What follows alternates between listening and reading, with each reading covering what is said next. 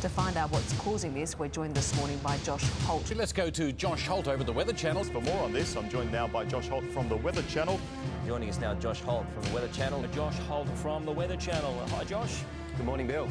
You're live on the Weather Channel. Thanks for joining us once again as we continue our comprehensive live coverage of the flood event right throughout our eastern states. We've seen the Brisbane River peak at 4.46 metres. It doesn't really matter whether you live in Newcastle, whether you're a Novocastrian, you're a Sydney-sider in Sydney, or even a Wollongong resident, you are experiencing these red skies this morning as you rise out of bed and make your journey to work. Preparations have now begun here at the Townsville Marina in anticipation for Cyclone Yasi.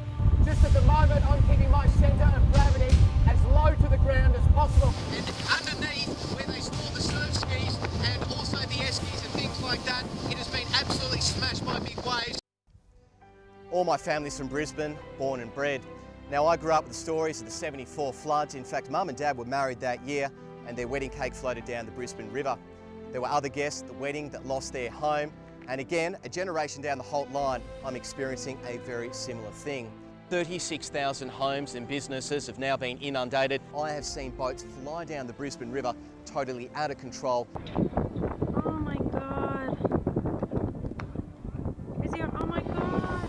We've got the alarms going off with buildings inundated with the floodwater going through car parks. You can see the watermark here on the fence, and the lower level of the property has also been inundated. You can see the waterline here. It's just extraordinary actually how high it did get. And as I take you for a walk down the main street here, you can see the devastation firsthand. We've got the carpet here just being pulled out and left for the pickup trucks. But it's such a sad situation for those that were here in 74 and seeing the same thing again happen in 2011. Once again, they'll have to pick up the pieces, clean up their homes and rebuild their lives. It's been a wild ride the past 24 hours. Will it continue today? Severe tropical cyclone Yasi was a Category 5 tropical cyclone. They don't get any bigger in Australia than that.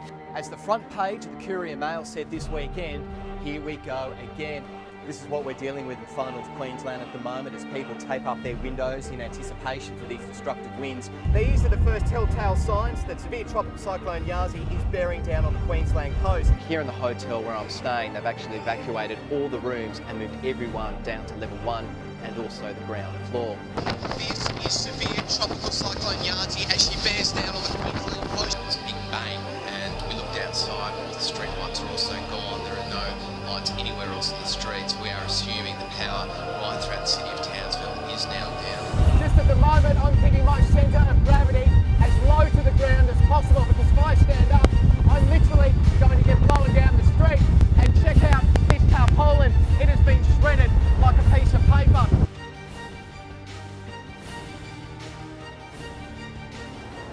Once again for 2011, the Queenslanders have been smashed, but they're not broken. The powerful winds have been that strong, they pushed the surface of the ocean up against the shoreline, and the ocean has got underneath this path, lifted it up and busted up the concrete. What is going on, my friend? Now, we all know that hot air has to rise, and as it does so, it hits that colder air in the upper atmosphere, it condenses, causes cloud cover, and therefore the rain and thunderstorms are produced. We have seen severe thunderstorms track over the city of Melbourne during Saturday afternoon and evening. And just cast your eyes to the left-hand side of the screen. Whooshka, there she goes, the lightning bolt colliding into the left-hand side of the road there. Amazing stuff. Cast your eyes into all this speckled cloud. That is, in fact, cold air.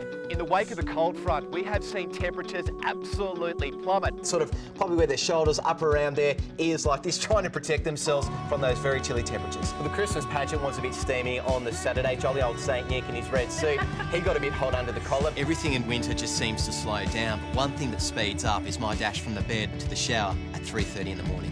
You little beauty, the rain is back, and it's back in a big way across New South Wales.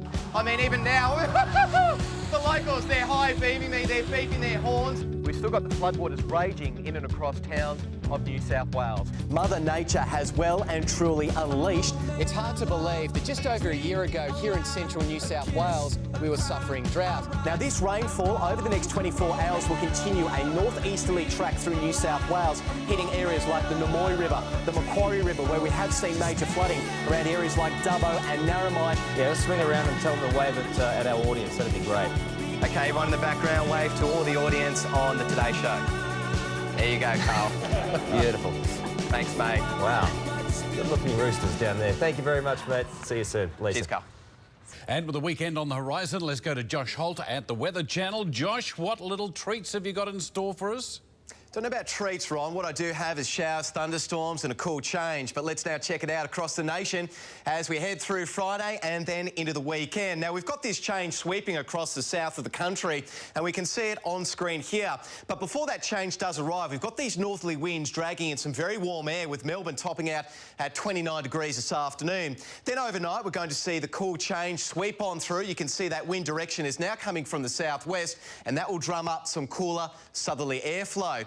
Now, the result of that, cooler temperatures right across the southeast as we head into the weekend. You can see here on Saturday, Victoria, Tasmania looking relatively cool compared to what we have seen over the past couple of days, and that will have a big impact, of course, on the WS Cox Plate in Melbourne. We'll get to that in just a moment. Firstly, let's concentrate on New South Wales over the weekend. Saturday, bringing showers and thunderstorms pretty much widespread across the state. This will include Sydney, Newcastle and Wollongong. And then as we get to Sunday, we're going to see the showers and storms contract a little bit further north, up into the northeast of New South Wales and the northern inland, and even pushing into the southern areas of Queensland to include the Darling Downs and, of course, the southeast coastal district around Brisbane and the Gold Coast. We can see this on the forecast, of course, as we head into the weekend. We've got the storms there eventuating for Brisbane on Sunday with tops of 26 degrees.